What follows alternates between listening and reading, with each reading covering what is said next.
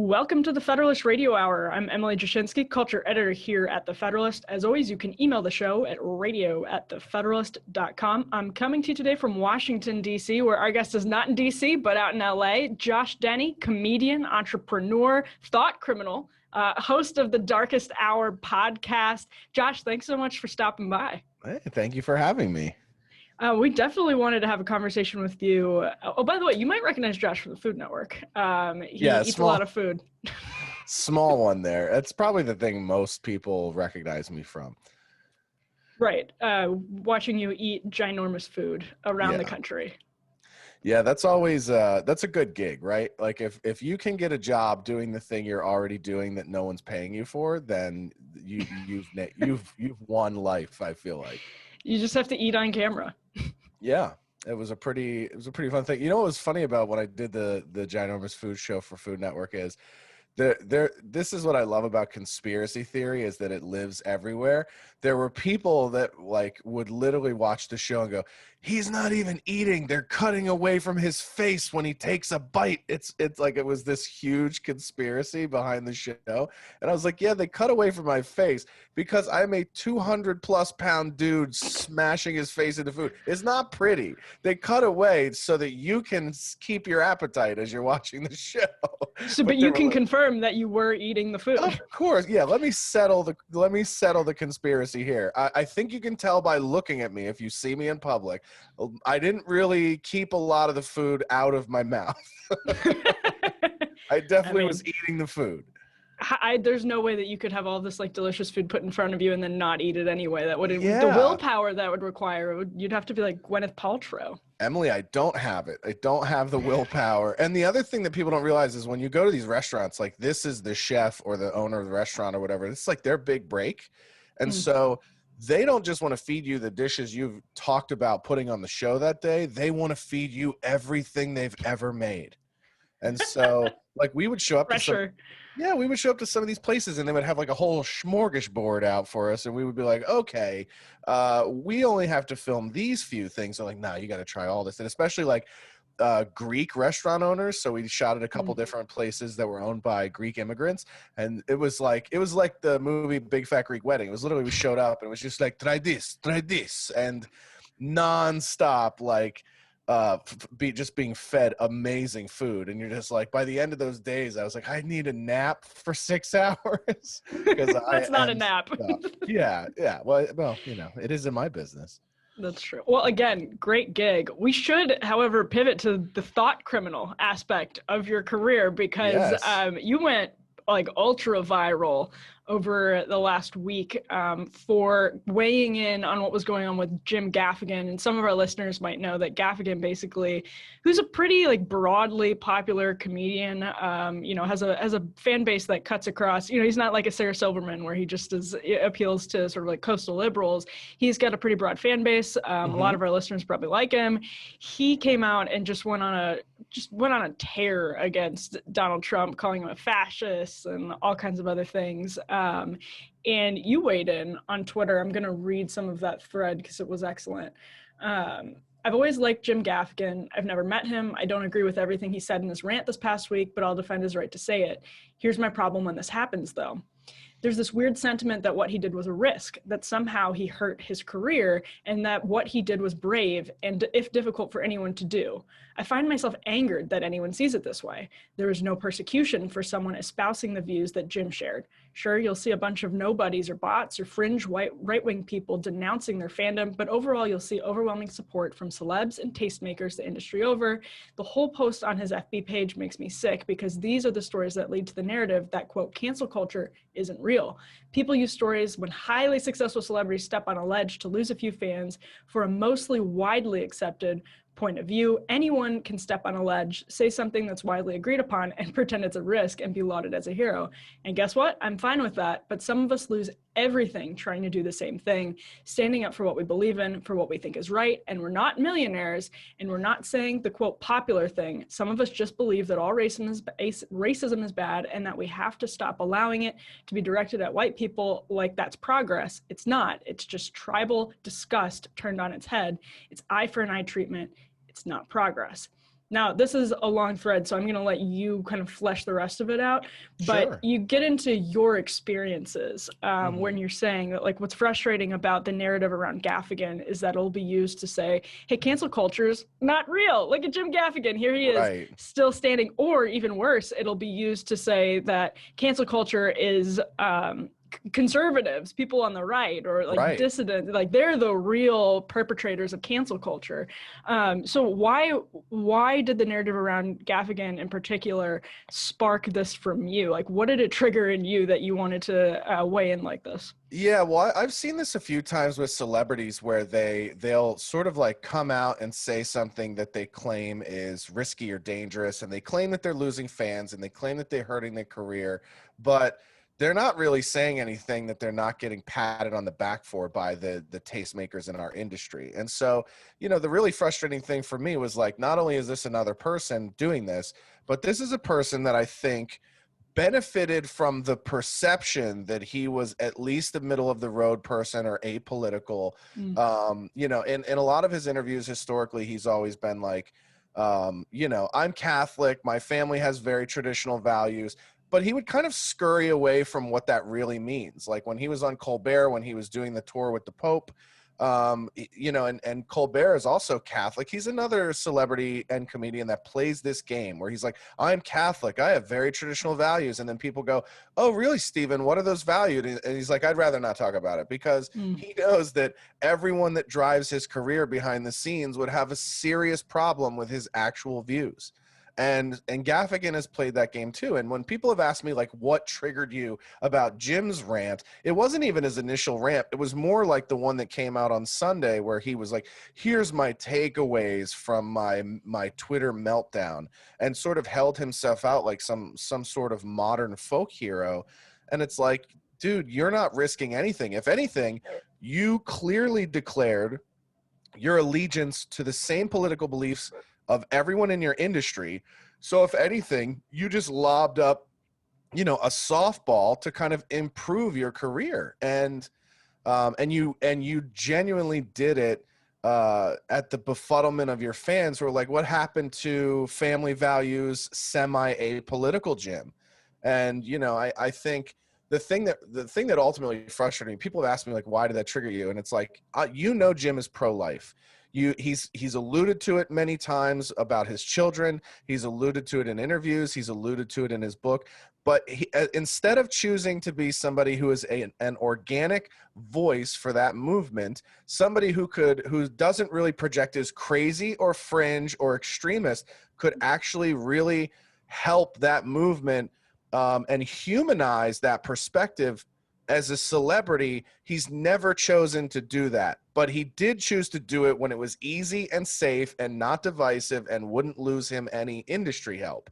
And so I think the hypocrisy of that is what made me respond and say what I said, is because, like, you could use your platform for something you actually believe in, that you actually demonstrate you believe in, that is not popular, that is a hard sell for Hollywood and for liberal people and a lot of the people that drive the engine of your career behind the scenes. And you could probably make very compelling arguments, but you're sort of hands off in that situation. But with the thing that is going to be beloved and lauded, you're very quick to be vocal. So it comes off as very hypocritical. And then, from my perspective, like, I shared something that was very genuine 2 years ago online that got tremendous pushback, tremendous hatred. And I didn't have hundreds of millions of dollars in the bank when that happened. I got tons of private support from other celebrities on Twitter that were messaging me, people I had never met, saying, you're 100% right. I wish I could say what you say, but I can't, because I'm going to just stay hidden in my bunker in the Hollywood Hills and keep my 7 cars out front. And good luck, buddy. I hope you come out of it okay. And, so it's like, and meanwhile, like, you can tell by the apartment behind me, like, I'm not sitting pretty after my show. And there were real life consequences to what I said. I got dropped by my agency right away. All my pitch meetings for new shows went away. I hadn't been working for the Food Network for 6 months, but they basically scrubbed any history of us having worked together from their websites, from their social. And not only that, but it bled into my work in the private sector. So after that stuff happened with my work in entertainment or whatever, I thought, okay, I'll pivot back to working in corporate America. And the cancel culture followed me there as well, to where I was fired from a very high profile job 2 days into the job because somebody not even in my department complained to HR that they just didn't like my content as a comedian, which everybody was aware of. Everybody knew about when they hired me. We discussed it in my interview process. It's not like I was some underground comedian. Like, I had been on a nationally syndicated TV show that's aired in 14 countries. Like, it's not a secret that I do this outside of the workplace, right? And so when people say, oh, you know, cancel culture is not real, or they use the Jim Gaffigan examples to go, look, he's fine. He still has hundreds of millions of dollars in all of these deals and all of these tours. It's like, that's not the majority of us who get canceled. The majority of us who get canceled have real life consequences, real life problems with it. And, you know, we don't bounce back because we're standing out and saying things that aren't popular. See, that's what's really interesting about your point, is that you're saying Gaffigan, there's nothing brave about a celebrity saying they don't like Donald Trump. And there's nothing brave, even if you have a relatively conservative fan base. And that's, again, this is what's interesting at your point. You're talking about how he sort of winked and nodded at his traditional values and his Catholicism in order to cultivate that fan base to begin with. And then his rant wasn't actually just about Trump. It was about Trump supporters. He called them sort of aggressively Trumpsters. And these are the people that have given him a career. And now, instead of standing up for the values that he actually has, he's calling himself brave for being anti-Trump, which is probably, it's actually like, that's like the least brave thing that anyone could possibly do in Hollywood. Yeah, and my philosophy has always been like, listen, I don't need my fans or people that like what I do to have to agree with everything I think politically or ideologically. Like, but I'm kind of tired of conservative-minded people always having to be the ones to take the high road. Like, we're supposed to just turn the other cheek and be nice and go, it's okay. It's okay that everyone hates my beliefs. Agree to disagree. You can have what you want. And then people on the left are like, no, fuck you people. You can't be here. We don't want you here. You're evil. You're Nazis. You're racist. It's like, how long are we supposed to continue to take that and hand people money that think that of us?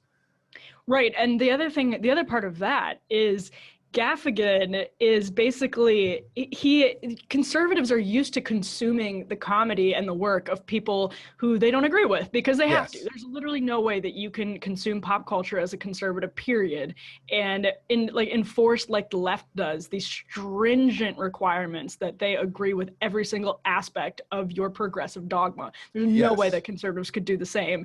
And so that actually gets further to your point, which is Gaffigan's probably not going to lose that many fans. You mentioned that on your thread. It's like, conservatives don't have any option but to listen to people who hate Trump. And hate them and make them feel hated for their own beliefs. And it's like, I remember seeing, do you remember the Amy Schumer show that kind of went viral like a couple years ago? She was in Tampa or somewhere in Florida and just started railing against Trump. And then like massive groups of people were walking out and she was like, fuck you guys. I don't need you anyway.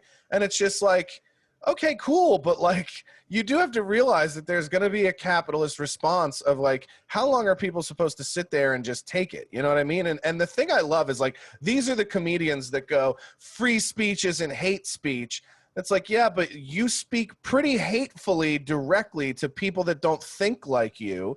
And then it's like people on that side try to say that me making jokes about people that don't look like me are automatically racist. It's like, well, you're actually being outwardly hateful, and we're supposed to just let that slide because that's your point of view.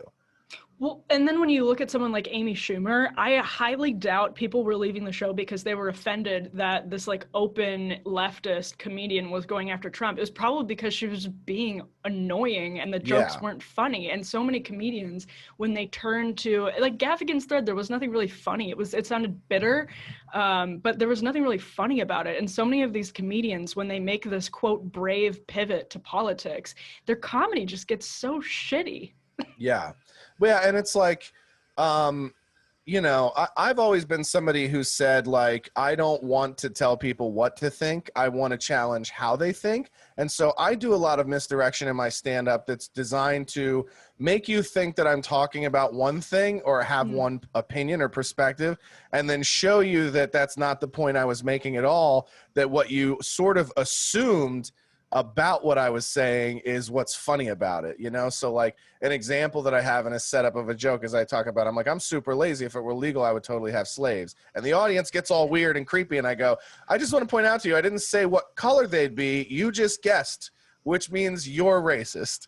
And so that, you know, I like to play with audience. And by the way, when you have like a good, fun audience that's diverse and mixed, they start, you know, going at each other because of their different assumptions about each other. And so, you know, I've always loved to do comedy that shows people that a lot of the things we get offended at or we're bothered by in comedy is actually based off of our own prejudices or assumptions or things that we just think we know about other people that we really don't. And so in a way, it's like, yes, I push on these taboo buttons, but it's ultimately with the intention of bringing us together. And I think a lot of the mainstream comedians on the left are the opposite, where they talk this sort of outward open game of, you know, oh, I just want to do comedy that brings everybody together. And they're actually very divisive in the delivery of what they do. Mm-hmm. Yeah, and they do seem to always because there's some people who have like, they're just comedians and then they pivot to politics, and it's when their comedy starts to suffer, like, because they are just trying to shove it down your throat. Like, they're not trying to be clever, they're trying to peacock their liberalism, basically. Yeah, a little bit. And one of the ones who's most kind of I think famous for this is like Patton Oswalt. Like, he's gone so political online and really has like really gone against his own. Like, he's really gone after comedians and gone after other artists and entertainers who have different views than him, and really been condescending and really talks down to people. And it's like, dude, I feel like when you hold yourself out there as some sort of like expert in the world of comedy and entertainment, and you aren't like murdering it in your specials and in your work, you know, it really does kind of affect the public perception of you. It's like you also really shouldn't be, you know, more political or more divisive with your fan base than you are serving your fan base. Does that make sense? Yeah, no, it does. And the democratization of comedy with like the podcasting boom, I think is interesting, because comedy fans no longer have to live for like HBO specials and Comedy Central specials. They can listen to their favorite comedians on their podcasts, you know, and they can discover heterodox voices in comedy that wouldn't otherwise have a platform unless you're sort of like in the club circuit and you're, you know, going and listening to new voices all of the time. So I have to think, when you talk about the capitalist response in the comedy world, it's not like heterodox comedians are like raking in millions right now, but there has to be, I imagine you're noticing that there's a real audience for the people who are doing what Patton Oswalt isn't doing, which is just honest, like fun, good, sharp comedy. Well, look at the two fastest rising, largest comedians in the space in the last 24 months. I would say definitely the last 12 months, Tim Dillon and Andrew Schultz. They're both New York, originally guys that are originally from New York. And they weren't getting push from the traditional avenues. Like, the industry didn't really see the talent, see the opportunity, push them out there. And they're both guys who push boundaries and talk about a lot of wacky stuff in their acts. They got behind YouTube. They got behind podcasting. They built their own thing by being organically themselves and authentic. And now they have this massive following of people. And Tim is a guy who's like, he's not really one way or another. He's kind of like all over the board. He's like he's like sort of like a gay conspiracy theorist. And it's amazing that like that doesn't necessarily, because he's got very right-wing views and he's got very left-wing views on different things. But I think that is most of America, and they love to feel represented by a 300-pound gay comedian that says some things they agree with and some things they don't agree with. But like, I would think the success of guys like that would make larger comedians go, wow, maybe people really want, you know, a little bit of a little lack of bias. And I've always been somebody who's like, listen, I'm a bigger fan of ideas than beliefs. Like I'm not so entrenched in the way that I think that that I can't be swayed by good arguments or really good points. And so I always try to surround myself with content that challenges my beliefs. And on my podcast, I've always tried to have guests that might challenge my beliefs. I was not, like 2 years ago, I would never have considered myself pro-life. And then I had a conservative comedian friend, Adam Yenzer, come on the podcast and talk about abortion. And by the end of it, I was completely converted in my way of thinking and my perspective on it. And, you know, and I think art, comedy, film, those things live and exist to challenge us and to make us experience things that are outside of our immediate life and our immediate cultural experiences. And unfortunately, comedy has really not done that lately because of the industry pushback and because it's risky. Right. And it's like corporatized comedy. And that's what's so strange, is that you'd think these people would look at Dave Chappelle and look at specifically Chappelle's example and how he like has zero boundaries. He says whatever he wants. And yes, he's Dave Chappelle, so he can get away with it. But he grows this like massive audience on Netflix for these specials that are wildly politically incorrect by 2020, 2019 standards. You'd think that they would look at something like that and say, obviously, people want that. They want this like honest conversation. They don't want us to tiptoe around things and then like nod to progressivism. They don't want another rant against Donald Trump. They want people who are hitting both sides. And it's just surprising to me that some of these like corporatized comedians haven't picked up on the Chappelle example and haven't looked at someone like Joe Rogan or Andrew Schultz, is a great example, and said, yeah, maybe it's time to like stop adhering to these like PC restrictions that maybe should govern the speech of politicians, but probably shouldn't be applied to comedians.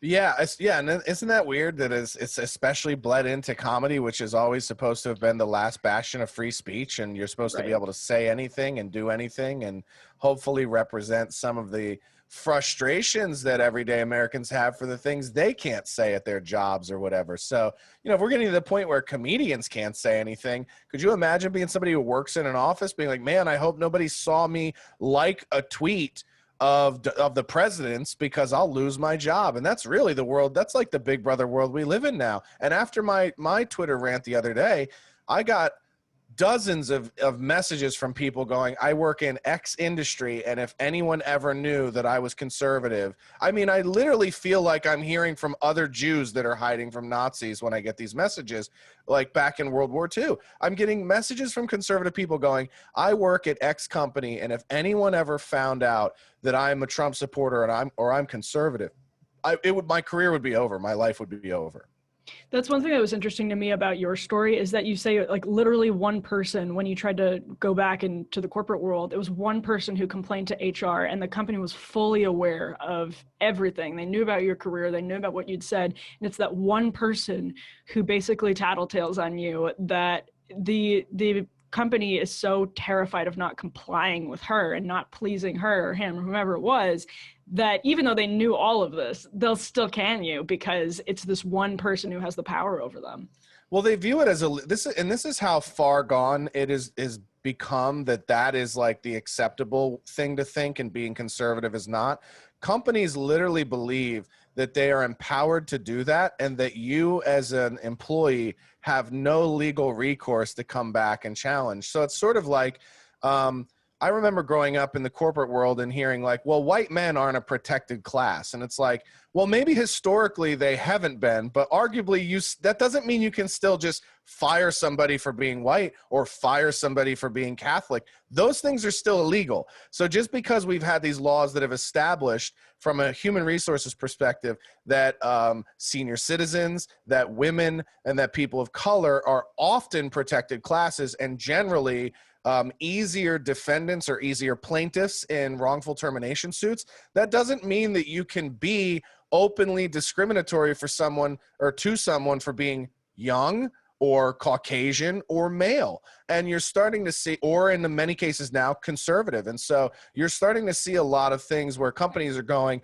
oh, you know, this is an at-will decision. We're just deciding not to, you know, we don't see a fit and we don't want to work with you, when it's clearly not that. And they've gotten so brazen to the point where, like, when I was let go from the last company that I'm in litigation with right now for this, they were so brazen as to be like, here are the tweets we're firing you for. And they happened to be the conservative perspective jokes that I was putting on Twitter. So they're literally like, we're firing you for being pro-life on the internet. And you go, okay, cool. See y'all in court.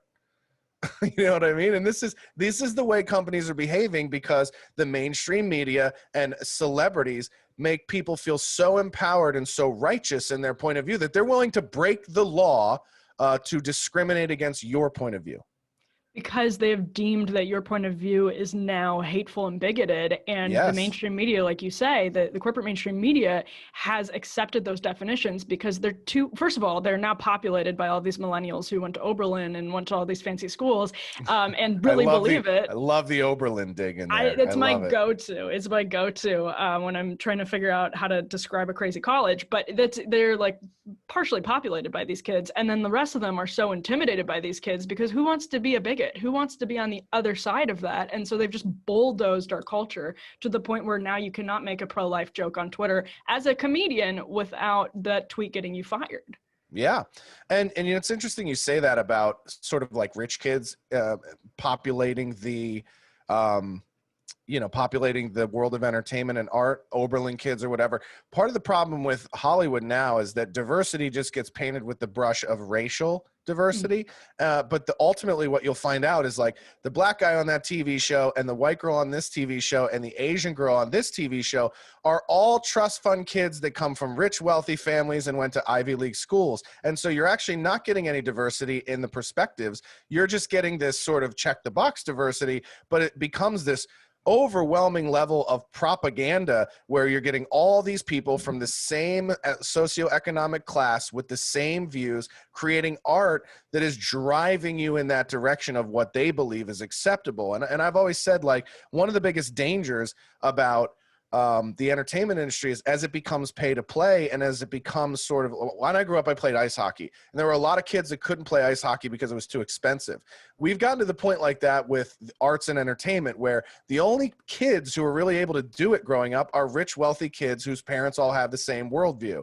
And so now it's already happening, but in another 5 to 10 years, everything you see on Netflix or whatever is going to have this very liberal propaganda-like slant to it, because the kids who are coming out of film school, the kids who are winning awards at Sundance and Cannes are all Ivy League educated, trust fund, high level, high income, progressive people who've not had any struggle, not had any world difficulty. And so they feel bestowed upon that it's their responsibility to tell the rest of the world how to think and how to act. I love this point because what it gets at is that politics is really downstream of class, which is downstream of culture. And so if you have all of these people who are dominating the entertainment industry that come from largely the same bubbles, the sort of check the box diversity means nothing in terms of the ideological diversity or the cultural diversity, because you're just plucking people that have no experience, growing up working class. And that's, by the way, who consumes comedy? Working class people love comedy.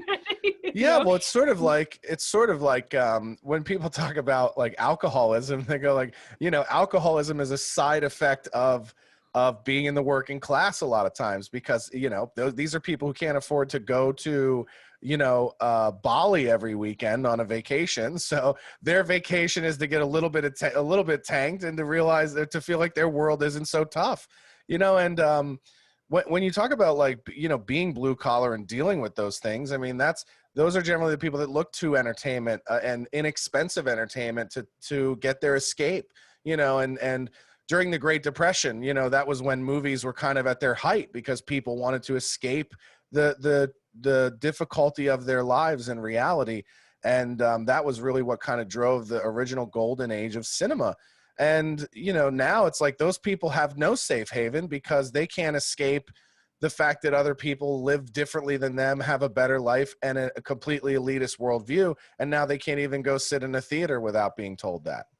There's this emergent argument on the left that cancel culture is really populism, that it's, people aren't being canceled. It's just that you have, it's the free market, right? That's what they say, which is they love bullshit. that. Yeah. It's absolute bullshit. They love that. Yeah, No, it's it's not cancel ridiculous. culture. It's just the free market. And it's like, no, okay, so now you're a capitalist? Now Yeah, you're a capitalist. they're so ridiculous. But they also have this idea that it's powerful people are just now being held to account by the populists, by the everyday average Joes. But like what your story gets to again is that who's being canceled is not just it's not just these like huge celebrities who, by the way, aren't getting canceled. There's this sort of like veneer, or there's this sort of illusion that they're canceled for a bit and they go through the ringer, and a lot of them come out fine. If you're conservative, you don't. But it's actually people whose employees whose coworkers are telling on them for tweets. It's, you know, it's not that like we're just improving our culture by weeding out the bad people and finally the everyman has a voice. No, it's actually there are a lot of people who are being impacted by this simply for like thought crimes like we started off talking about. Yeah. Yeah, and it's so weird to think like a big part of being a comedian, an entertainer, a writer, or an entrepreneur is like you've got to risk having bad ideas a lot of cases to get to the good ideas.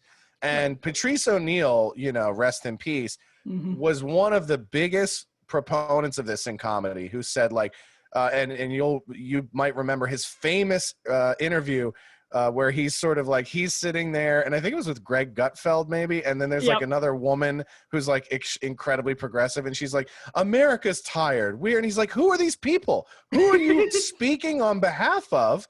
He's like, you know, he's like, listen, sometimes we got to make really bad jokes to get to the best joke. And like every good joke I've had has had a worse version of it in its original state. Like that's why you got to practice. That's why you got to do open mics. That's why you got to get repetition, is to get beyond the kind of funny joke that you start with to get to the really great, funny, and if you're lucky, poignant joke that's at the end of it, that's kind of behind your initial observation. And I'm somebody who, based off the way I grew up, which I think I had a very diverse upbringing in the sense that I lived a lot of different places. I lived all over the country before I was 20 years old. I had parents that were divorced when I was 7, and there was a lot of cultural influences from their new significant others that they ended up being with. So at one point, my mother was dating Latino men. At one point, my mother was dating a black guy from the South. And so I was fortunate to have all of these different cultural influences on my life at a very young age. So that shapes the way I see the world. It shapes my initial reaction to things. I see things in public that other people don't see because of the things I got to experience as a kid. And quite frankly, anytime I use that experience to create something that's challenging, provocative, or just different than the accepted point of view, I get labeled a racist and a bigot and a homophobe, and the discussion is over. And so, yeah, it's not a very freeing space, you know, the way it is. And one of the people I love in the business that does this perfectly and that has sort of this mentality of, you know, listen, there's 2 ways to handle comedy you don't like. You can like it and consume it, or you can not like it and go away and find something else you do like. And the guy who's really the big champion for that right now is Ricky Gervais. And he, you know, Ricky and I follow each other on Twitter and message back and forth sometime, have a little bit of like a kind of pen pal exchange. But that's somebody who's never been like, I vehemently disagree with your views on this, and we can't talk anymore. Like we probably have completely different views on the world. He loves animals more than people. I think that's fucking ridiculous. I think you just need to know better people, but I get that, you know, but again, there's a lot of humor in that. Like you could go, maybe you need to know better animals. Yeah, exactly. Maybe I need to know better animals. Right. So, and like comics having the ability to come together and banter on the things that they don't agree on is how we get to our best material. And unfortunately, I also think that's how politicians would get to the best outcome, is Absolutely. To actually test their ideas against each other and be forced to have the best idea. And because identity politics has become the core campaign piece from the left, they don't even have to test their ideas in the court of public opinion or against their political opponents. They literally can just hide behind identity and accuse the other person of being bigoted. Well, and most establishment Republicans are terrified to cross the boundaries of identity politics as well, because they believe that they are going to get punished by voters for it. And that's because the media is going to follow the rules of identity politics and attempt to punish them with voters because of it. And they'll run these stories calling a politician racist or bigoted or whatever it is. And then you read what they actually said. It was perfectly fine. But a lot of people just saw that headline. And so that's my next question for you would be, as somebody who interacts with audiences, and maybe not as much now during COVID and the pandemic. But that's why we started our advertising agency, is you know, me and a bunch of other creative and former advertising executive friends were like, they were like, you know, you have this business background and, you know, you're a creative guy as a comedian, but there's no comedy right now. So how about we start a company and a creative agency? And we've done that. And a lot of people are responding to our business because we've held ourselves out as an anti-cancel culture creative agency, where we want to create things for people that are fearless and that take marketing back to where it used to be, where it was like talking about how people really relate to a product or a service and how it can impact their lives, and creating, it's so weird to be like, we're anti-cancel culture, but we're also trying to create stuff that unifies people, that isn't divisive, you know? And so in a way, like, we get labeled, one of the articles I did this week, they labeled us a conservative agency. And we're like, well, we're not really a conservative agency. We're just not incredibly woke. And we're trying to make stuff that unifies people and gets them supporting brands and companies,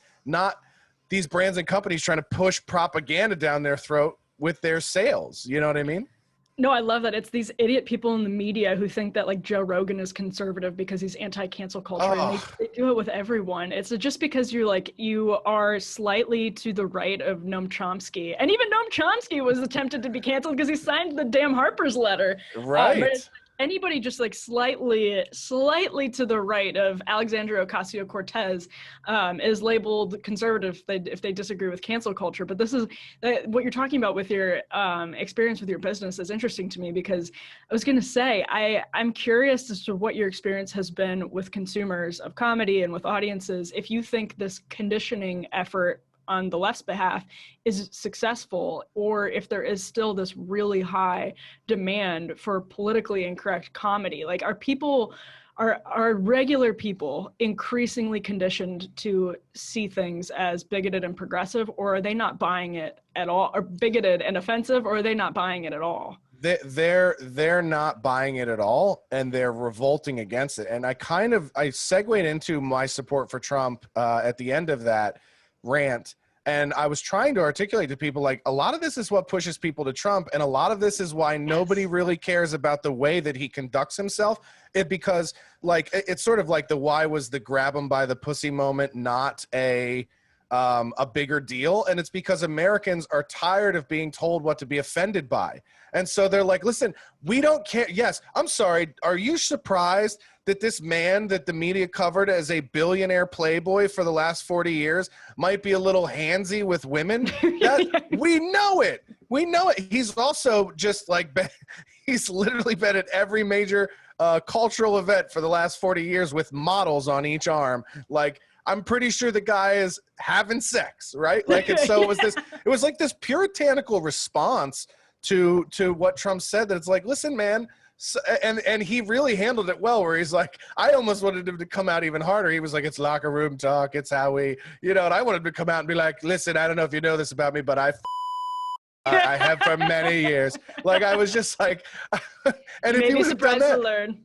Yeah. He was like, listen, I don't know why this is a surprise to you people, but I like women. And, you know, you're just kind of like, and I think people would have leaned into him even harder. So the fact that he is, I think it's not that people love that Trump is hateful and racist and these things that the left tries to pin on him. I don't see him that way at all. What I do see him as is a man that is unapologetically himself. And he didn't have to be president. He chose to be president. He's not somebody whose entire life has come from fooling the American public into believing that he's a certain kind of dude to live a multimillionaire lifestyle. He's done that without the help of the public for the majority of his life. And I genuinely believe that he took this office because he wanted to serve in some way, And some people go, well, he just wants to serve his own interest, or he just wants to serve his elitist friends. It's like, you can't call the guy selfish and narcissistic and believe that all of a sudden he became president to help these other billionaires. The man is a competitive dude. If anything, he would ascribe to the incredibly strict left side regulations on business so that he gets all the business. So it doesn't make sense. It's like they talk out of both sides of their mouth. And yes, to answer your question, people are tired of being told what they're supposed to be offended by. And so that's why they rally around Trump. That's why they rally around guys like Tim Dillon and Andrew Schultz and Joe Rogan. They like people that let them decide for themselves.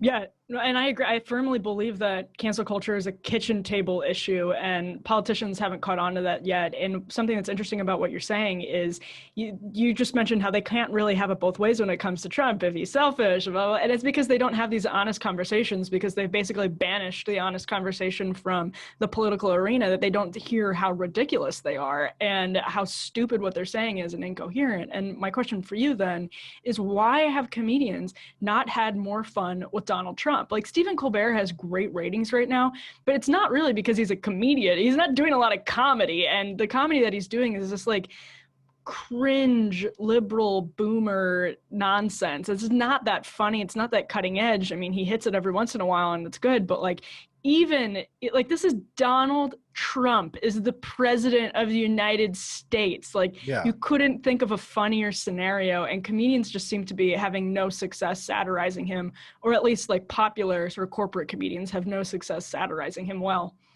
Yeah, and I mean, to be honest, I think the person that was the closest to it was Jimmy Fallon, and then he got criticized for humanizing Trump. And it's like, wait a minute, so now we have a problem with someone being humanized on national television? So you're just saying that TV is meant to dehumanize people? I mean, I thought that was a real watershed moment for Jimmy Fallon to, like, even if he doesn't agree with Trump's political views, to sort of reach across the aisle and still treat him like a guest and try to play with him and have fun. And the way that he was attacked was disgusting, but more disgusting was that he apologized for it. Mm-hmm. And there was this huge write-up about how he almost like retired and quit the show because of the pressure for how he did that. Like, there are people that literally believe that Jimmy Fallon rubbing Donald Trump's hair on national television was the first mark of the apocalypse. And it's just insane. I mean, it's absolutely crazy. I didn't start out, by the way, as a Trump supporter. I voted for Gary Johnson in 2016 because I actually thought he was the most ready for the job and the least crazy of the two candidates. But after I've seen what Trump has done for the last 4 years, it's hard to deny what the tangible accomplishments are. And, none of the labels that the left throws on him stick in my mind. They want to call him racist. He's got landmark criminal justice reform. I don't think Alice Johnson felt like she was freed by a racist man when she spoke at the RNC last week. That looked like a woman who's been given a second chance at life. And so is incredibly grateful for it. And I think when you look at how what he has done has impacted the people it's affected, it's hard to buy the BS that the left is trying to shove down your throat about what he's doing. I mean, the arguments that the right had at the RNC were just more emotionally compelling arguments than what the left makes and what they did at the DNC the week before. And so, I watch Bill Maher because to me, Bill Maher, watching what's happening to Bill Maher on his show every week, I think is a great insight into what's happening to many Americans. You're literally, if you watch Real Time with Bill Maher, it's like watching somebody realize that the party that they thought they belonged to has left them behind. It doesn't exist anymore. And you literally just watch him with this like indigestion face on his show all the time of like, I'm getting pushed to the right. I think I'm being pushed. Like, you're watching a man convert to conservatism live on television, hating every minute of it.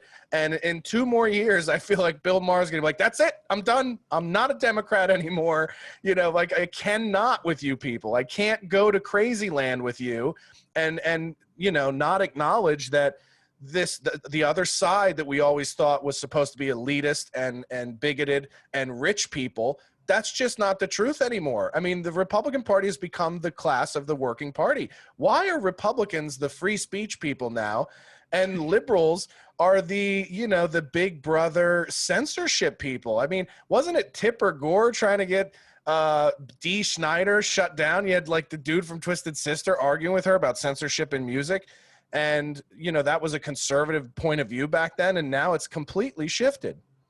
Yeah, and it's interesting. I wonder, as an entertainer, if you thought that the RNC did a better job than the DNC at putting on a compelling show, because Yes. I actually thought they did, which is weird because Republicans have no idea how to do that. But it's like the Trump touch sometimes just like makes this stuff really entertaining. He's a showman. Listen, when he went up on the podium in his acceptance speech, and he goes, you know, for 47 years, Joe Biden's made promises. He's even given them hugs and kisses. And I was like, okay, that is some next level comedian shit. Like, that's something a comedian would write. He's literally making fun of the fact that the dude is creepy with children and women in his acceptance speech. That's amazing. Like, as a comedian, you got to step back and go, okay, the fact that the president of the United States took like a roast joke and put it in his acceptance speech is incredible.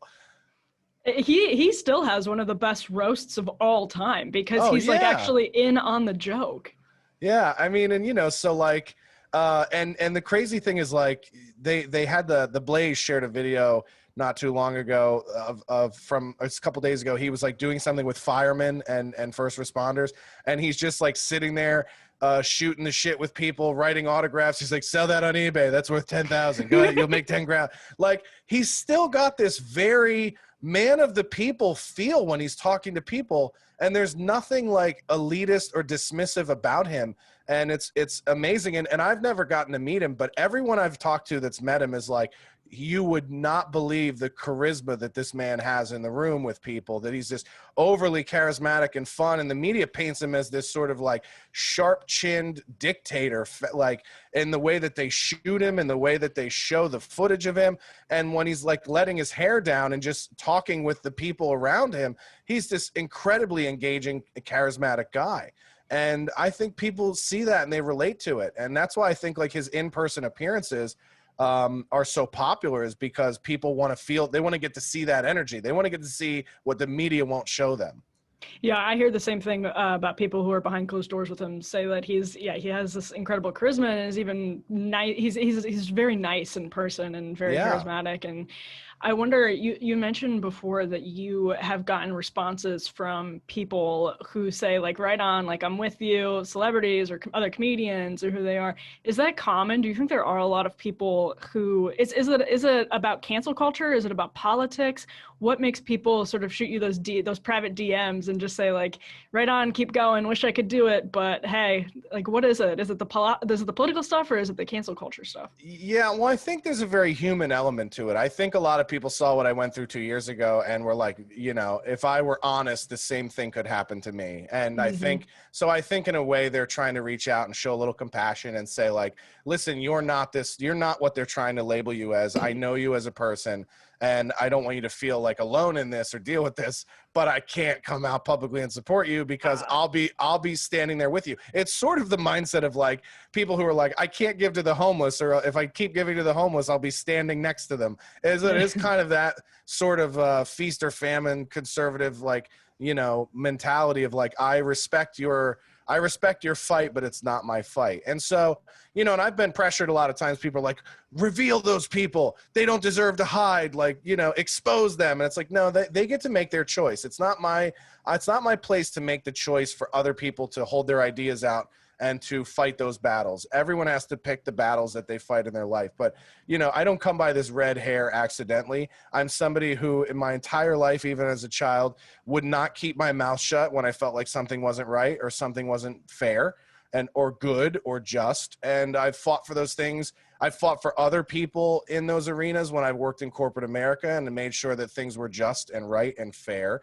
And I've continued that throughout the rest of my life. And so, I'm a guy who's always going to be very contentious in whatever I do, because I'm going to pick more battles than I walk away from.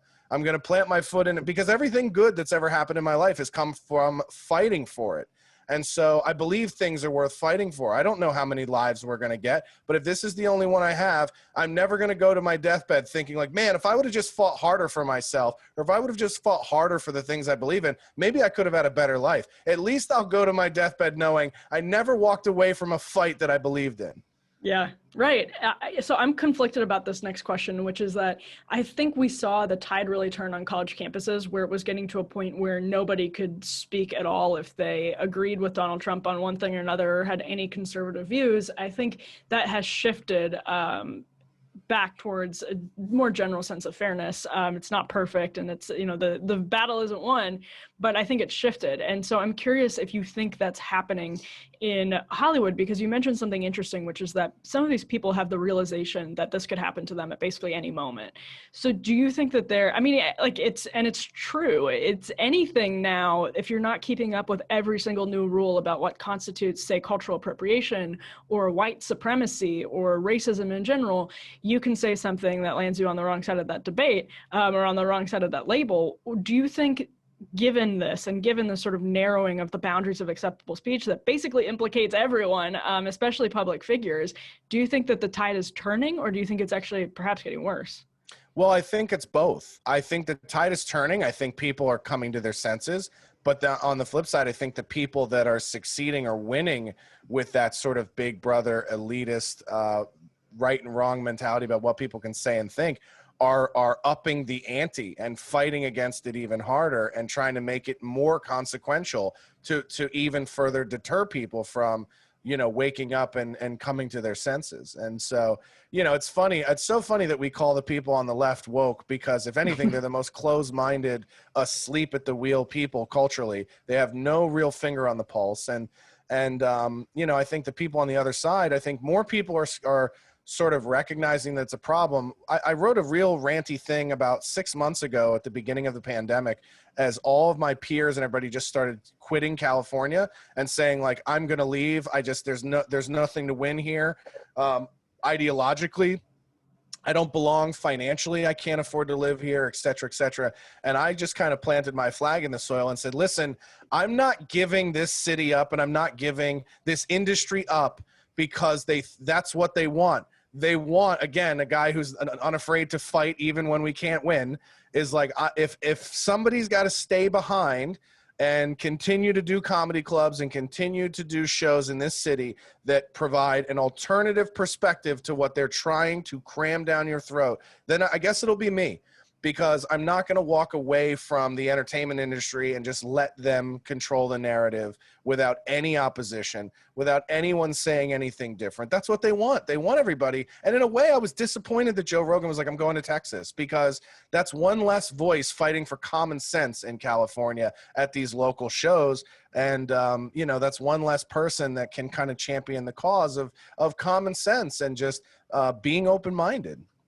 And it seems to me, yeah, open-minded, that is the perfect word, because that's what's we're losing, is the open-mindedness, and even just a respect for open-mindedness among like partisans.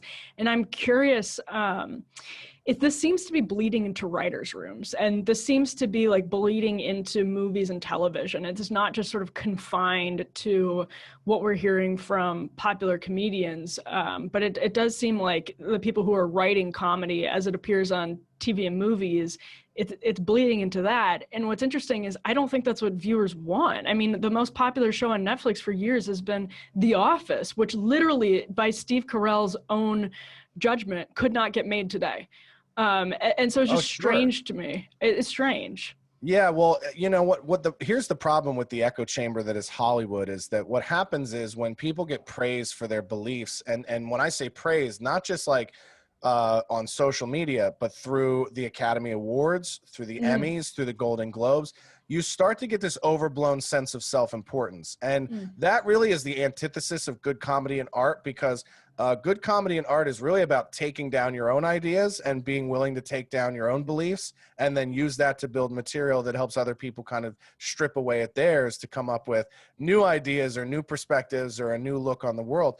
And we've congratulated the leftist people in Hollywood so much for their opinions and their ideas that now they have this belief that the work that they make it's more important about them saying the right thing and influencing people than to be honest and to say what they want to say or to talk about what's important to them.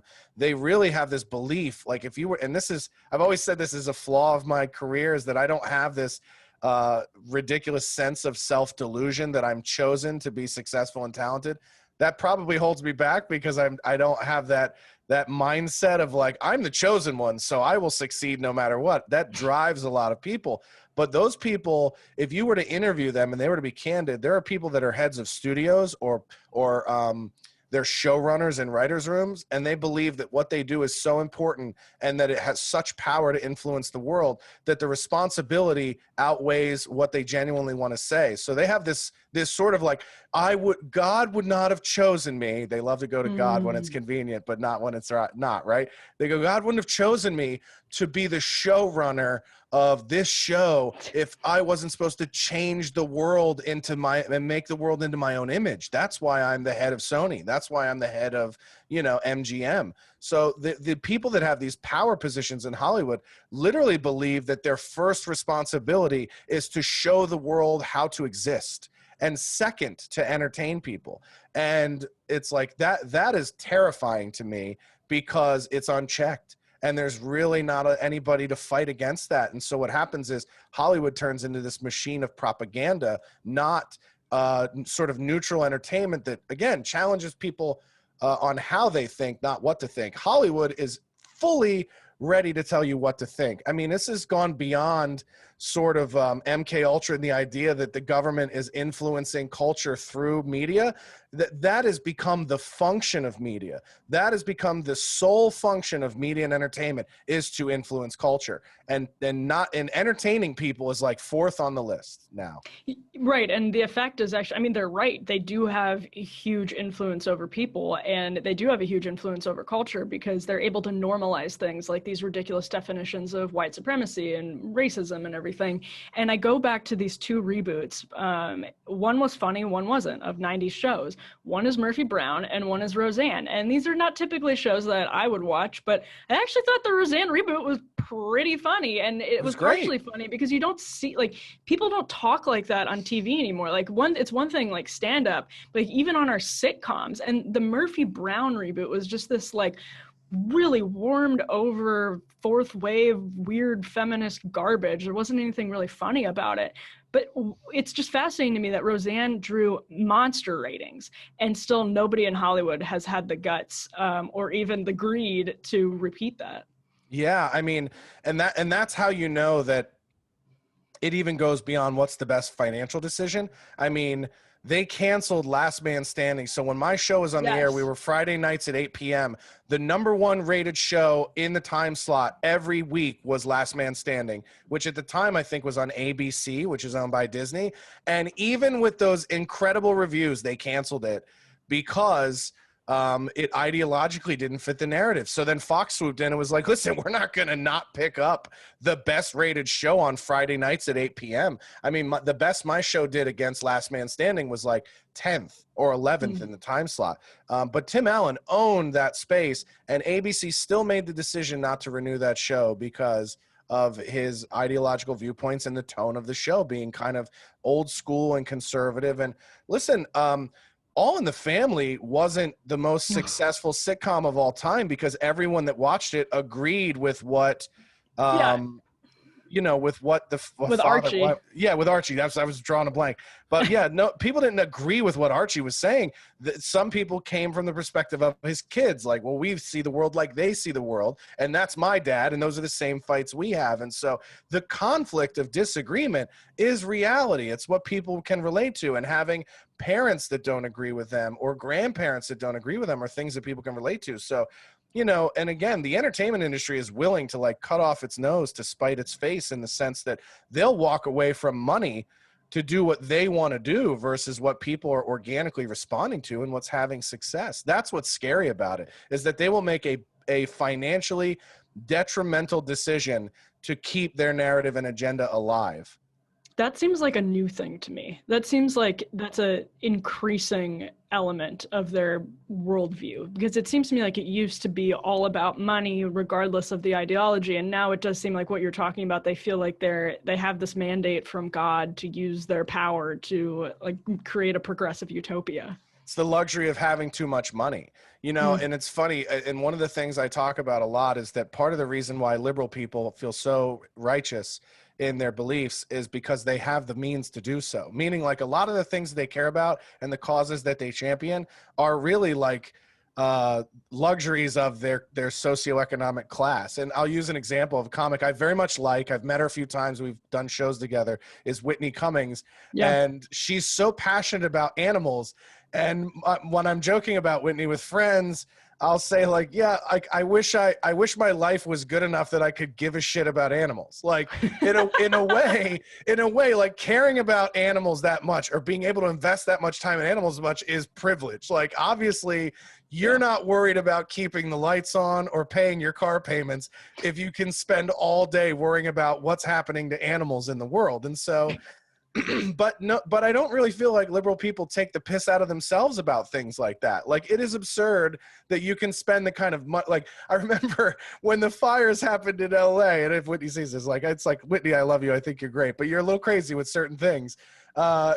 She was like, I bought a giraffe because they're abusing it. And it's like, I wish I could do that. I wish I had enough means to where I could impulse buy a giraffe because I think I could give it a better life. Like, I literally have family members that I don't even have a family member in the life whose death could provide somebody a college tuition. So it's like this idea that, like, I just bought a giraffe cash because it was kind of sad and I think I can give it a better life. Like, that to me is an incredibly privileged, wealthy perspective and thing to be into, and they'd never really make fun of themselves for things like that. You know what I mean?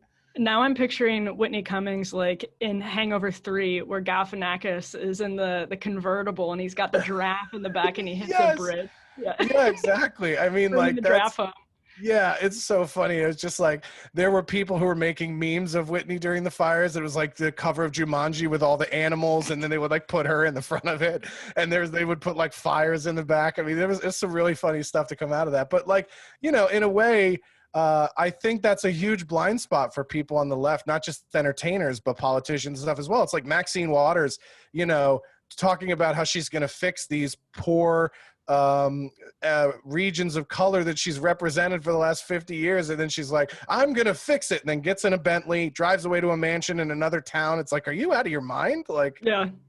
And you'd think, like, liberal Hollywood should be very upset with Maxine Waters if they're upset about the poverty in their own city. Yeah, but yeah, you're right. It's there's a resistance to, like, self-awareness and self-criticism that in some ways is fascinating because it happened really quickly. Like, if you go back and watch 30 Rock or like Sarah Silverman Program, one of the best shows Comedy Central ever made, in my opinion, like, it's most of the humor was about how ridiculous liberals were sometimes. And it's just, it's happened so quickly that they've lost their own sense of humor. Yeah, and they're not willing to poke fun at themselves. Again, they're terrified that if they showed any flaws in their own logic, that it would just automatically hand the victory to the other side. And the funny thing is by not being willing to point out the flaws in their own logic, it does make the case for the other side. It's sort of like this weird, if you remember the scene in the first Matrix movie where she goes, don't worry about the vase. And he goes, what vase? And knocks it over. And she goes, now you have to question, would you have knocked it over had I not said anything? And that's kind of what the left is doing now, where it's sort of like in an effort to prevent somebody like Trump rising to power, they've done everything that they can that eventually led to his rise to power and his gain in popularity. And so, you know, they just keep knocking the vase over, trying not to knock the vase over. And here we are, and more people are being pushed to the right. And, you know, a friend of mine in LA, another comedian who's grew up in the South, was an athlete, played college ball. We've talked about this, and he's somebody who considers himself like classically liberal, very, you know, very left. And we said months ago, I was like, I think Trump's going to win 40 states. And he was like, he's like, it depends on what they do with the Democratic ticket, but I don't think you're wrong. And literally the day they announced Kamala Harris as the VP, I just got a text from him that said landslide. And it was like, you know, we just have this, and you're starting to see people like Bill Maher and Joy Reid really respond to that impulse of like, I think this is getting away from us again. And it's like, I think you're going to be blown away at how much you'll realize you don't speak for the majority of America anymore. Yeah, you'd think that would have happened in 2016, but yet SNL, for instance, that played Hillary Clinton as just this like lovable grandmother icon with zero fallibility. They did the same thing with Elizabeth Warren the next time around, and they're going to do the same thing with Joe Biden. They're going to do the same thing with Kamala Harris. They already have done the same thing with Kamala Harris, calling her the cool aunt. Yeah. You mentioned that there are some people that are being pushed to the right by all this, which I think is completely accurate. And it's weird because it's completely true that like most conservatives are not funny. Like there aren't a lot of like, it's just not, is it because I don't know what the reason is. People have like wondered about that before, if it has something to do with religion or like this like love of like even just personal conservatism and traditionalism. But do you think conservatives are getting funnier? Because it's actually my sense that they are, because there are people who are being pushed to the right that wouldn't have been there before. Well, I think two things are true about that. You're 100% right. I think funnier people are becoming more conservative. So I think some of that is happening where like somebody like myself who, you know, I voted for Obama in 2008 and now I'm voting for Trump in 2020. Like I've definitely been pushed more conservative as I've both gotten older and as the ideologies have changed. The other thing is that I think historically Republicans were not willing to make fun of themselves. I think they were very sort of pearl clutching, very, you know, politically correct of like, you know, we don't curse in this house. We don't, you know, there are certain things we don't do. They're very proper historically. And now, you know, one of my favorite people in the world who it's like, it's illegal to like him is Gavin McInnes. And he's a guy who I think brought a lot of punk rock to conservatism. And I think being conservative is becoming more punk rock. And that people are, you know, again, funnier people are identifying as conservative more and more and more. And so, and then the people on the left are the ones clutching their pearls and going like, we don't talk about certain things. We don't joke about we don't joke about race. That's beneath us. Like, and so I think it's more like, I think to be funny, you have to be willing to poke fun at yourself and be self-deprecating and the people that are like you. And I think the left is less willing to do that now than they were historically. And the right is becoming more and more willing to poke fun at themselves and their own hypocrisies and silly things that they do and idiosyncrasies. And that's why that side is becoming more funny. I mean, Steven Crowder is like hilariously over the top in his depiction of things. And there really was never a guy like that before. You know who was really self-deprecating is Donald Trump. And it's something the left has never realized, and it totally hurts their ability to satirize him. And I think actually, I don't particularly like Sarah Cooper as a person, but I think she's one of the few people that's unlocked the keys to satirizing Donald Trump is just let Donald Trump speak. Yeah. Yeah, it's interesting too. And that, you know, it's funny because people go, well, she does these great takedowns of Trump. And it's like, no, in a way, it's like she's really like highlighting what's organically funny about the guy. Like she's 100%. Literally like a Trump highlight reel. She's not inserting any commentary that's in opposition of him, but she's showing the thing I like about what Sarah Cooper does is that she's showing how funny what he's already saying is. In a way, she's presenting him in a different light than the media, where you go, this guy's pretty hilarious. Yeah, no, totally. Josh, thank you so much for being here. This was a blast. It was a real treat for us. Yeah, I enjoyed it too. I appreciate you guys bringing me on. And where can people follow you on Twitter? Just at Josh Denny. Yeah, at Josh Denny on Twitter, Josh Denny Official on Facebook, and everything else people can find at joshdennycomedy.com. Great. joshdennycomedy.com. Josh, thank you so much for stopping by. We appreciate it. Thank you. All right, everyone. I'm Emily Jashinsky, culture editor at The Federalist. You can email the show at radio@thefederalist.com. We'll be back soon with more. Until then, be lovers of freedom and anxious for the fray.